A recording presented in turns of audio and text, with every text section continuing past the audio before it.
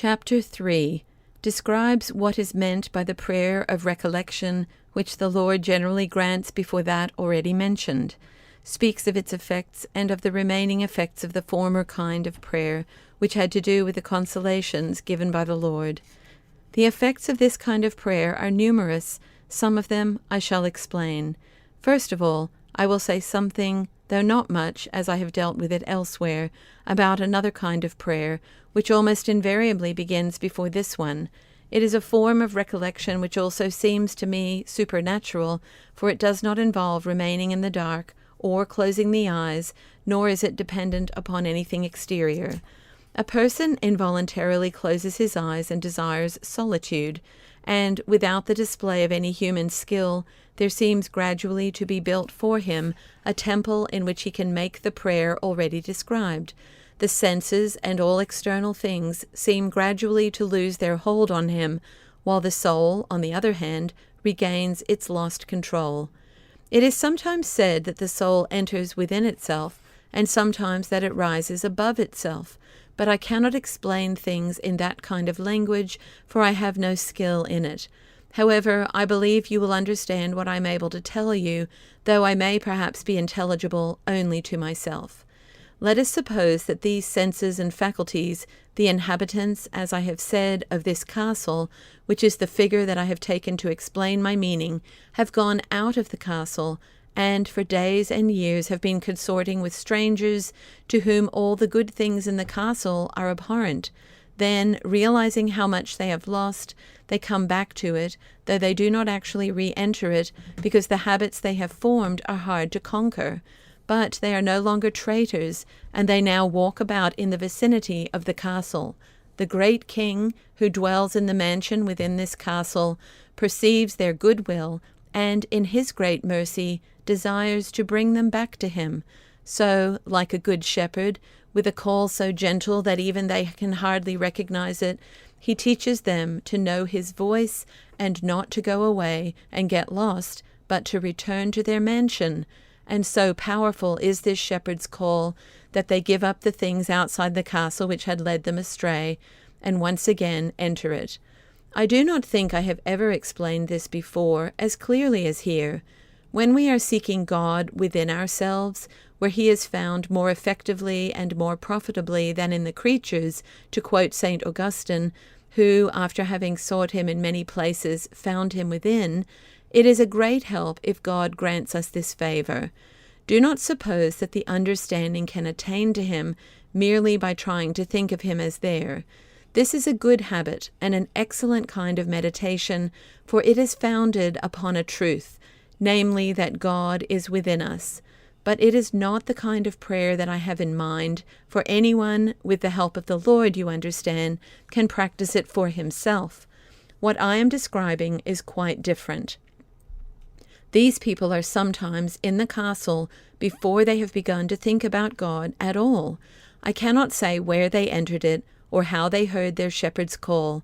It was certainly not with their ears, for outwardly such a call is not audible. They become markedly conscious that they are gradually retiring within themselves. Anyone who experiences this will discover what I mean. I cannot explain it better.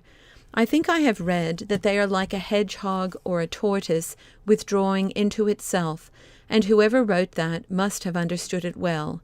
These creatures, however, enter within themselves whenever they like, whereas with us it is not a question of our will. It happens only when God is pleased to grant us this favor. For my own part, I believe that, when His Majesty grants it, He does so to people who are already leaving the things of the world. I do not mean that people who are married must actually leave the world. They can do so only in desire. His call to them is a special one, and aims at making them intent upon interior things. I believe, however, that if we wish to give His Majesty free course, He will grant more than this to those whom He is beginning to call still higher. Anyone who is conscious that this is happening within himself should give God great praise, for He will be very right to recognize what a favor it is, and the thanksgiving which He makes for it will prepare him for greater favors. One preparation for listening to Him, as certain books tell us, is that we should contrive not to use our reasoning powers, but to be intent upon discovering what the Lord is working in the soul. For if His Majesty has not begun to grant us absorption, I cannot understand how we can cease thinking in any way which will not bring us more harm than profit, although this has been a matter of continual discussion among spiritual persons. For my own part, I confess my lack of humility, but their arguments have never seemed to me good enough to lead me to accept what they say.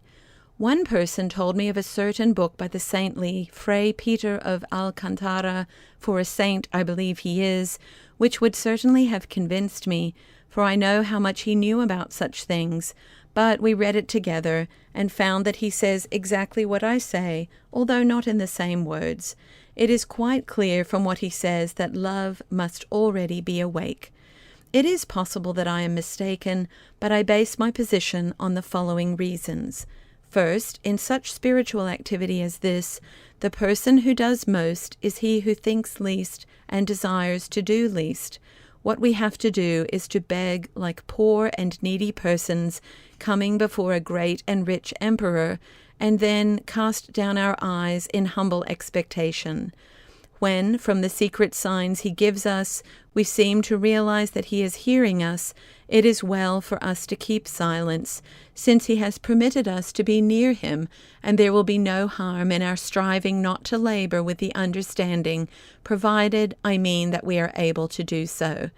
But if we are not quite sure that the King has heard us or sees us, we must not stay where we are like ninnies, for there still remains a great deal for the soul to do when it has stilled the understanding.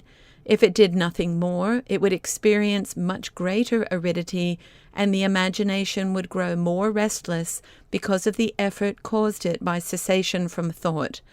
The Lord wishes us rather to make requests of Him and to remember that we are in His presence, for He knows what is fitting for us. I cannot believe in the efficacy of human activity in matters where His Majesty appears to have set a limit to it and to have been pleased to reserve action to Himself. There are many other things in which He has not so reserved it, such as penances, works of charity, and prayers. These, with His aid, we can practice for ourselves as far as our miserable nature is capable of them. The second reason is that all these interior activities are gentle and peaceful, and to do anything painful brings us harm rather than help.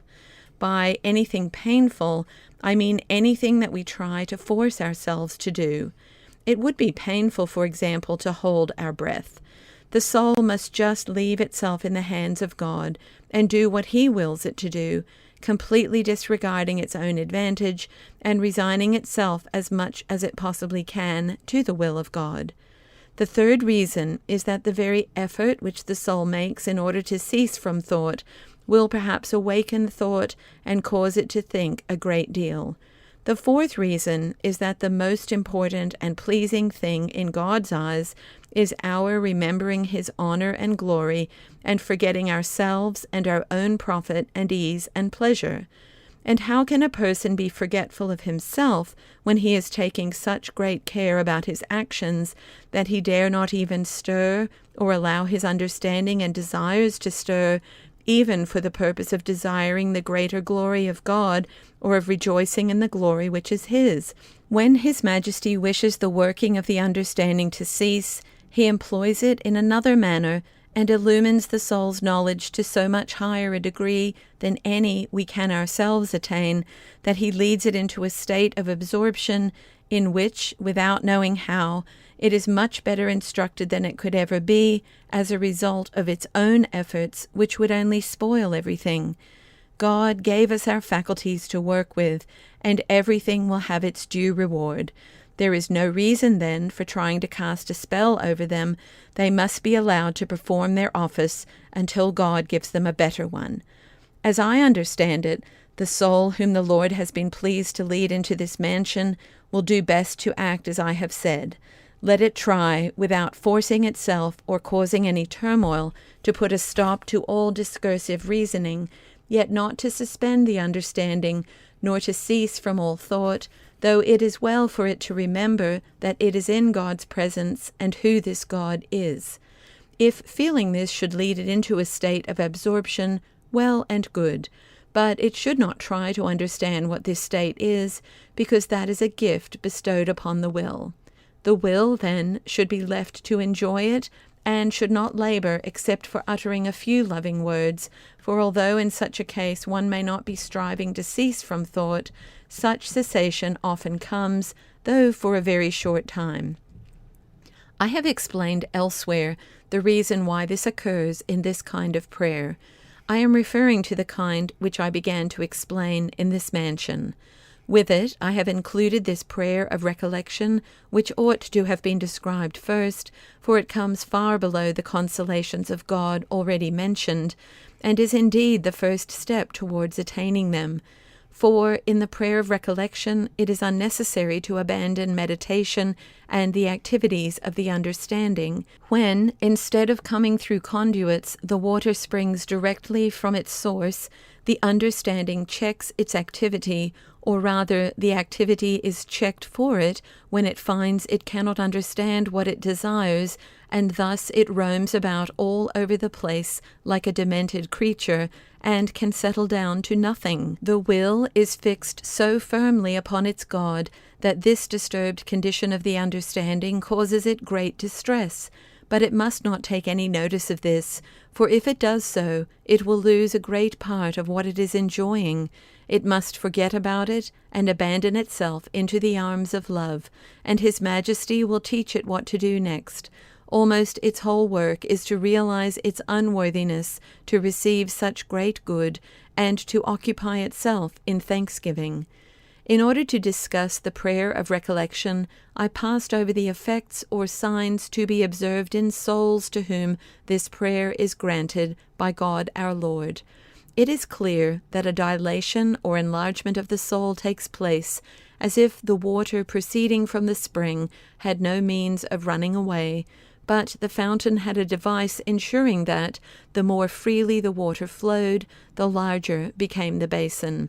So it is in this kind of prayer, and God works many more wonders in the soul, thus fitting and gradually disposing it to retain all that He gives it. So this gentle movement and this interior dilation cause the soul to be less constrained in matters relating to the service of God than it was before, and give it much more freedom. It is not oppressed, for example, by the fear of hell, for, though it desires more than ever not to offend God, of whom, however, it has lost all servile fear, it has firm confidence that it is destined to have fruition of Him. A person who used to be afraid of doing penance lest he should ruin his health now believes that in God he can do everything, and has more desire to do such things than he had previously.